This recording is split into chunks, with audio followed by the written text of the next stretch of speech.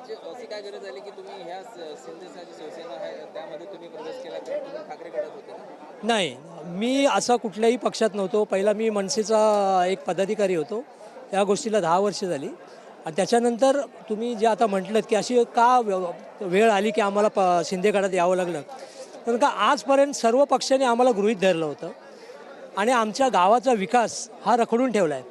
विकास होतच नाही आहे आमच्या गावाचा आणि शिंदेसाहेब हे विकास पुरुष आहेत आणि आमच्या विकास पुरुषांवर एवढा विश्वास आहे ना की ती यानंतर आमच्या गावाची जी नौका आहे, जी होडी आहे, ती समुद्र पार करून आम्हाला किनाऱ्याला लावतील अशी आम्हाला त्यांच्याकडनं पूर्ण अपेक्षा आहे. मुरली कोल्हेवाडीचे काय काय मुद्दे आहेत जे तुम्ही आले आहात शिवसेनामध्ये तुम्हाला अपेक्षा आहे की पूर्ण होतील?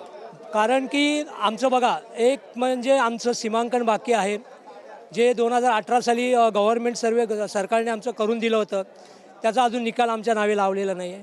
दुसरी गोष्ट म्हणजे आमचं प्रॉपर्टी कार्ड जे 1931-33च्या रिझोल्युशनप्रमाणे जे आमच्या आजोबाच्या पणजोबाच्या नावे आहे ते आमच्या नावे झाले पाहिजे. आमचं टायटल क्लिअर झालं पाहिजे. आमच्या जागा आमच्या कोळी भूमिपुत्रांच्या नावावर झाल्या पाहिजेत. आणि तिसरी गोष्ट म्हणजे संपूर्ण गावाचा आणि कोळीवाड्याचा विकास हा झाला पाहिजे आणि तो पण सर्वांगीण विकास झाला पाहिजे आणि तो पण आमच्या मर्जीप्रमाणे झाला पाहिजे. स्वयं विकास आमचा झाला पाहिजे आणि त्यासाठी एकनाथ शिंदे साहेबांनी आम्हाला त्यासाठी ग्रीन सिग्नल दिला आहे की मी तुमच्या सदैव मोठ्या भावासारखा तुमच्या पाठीशी राहील.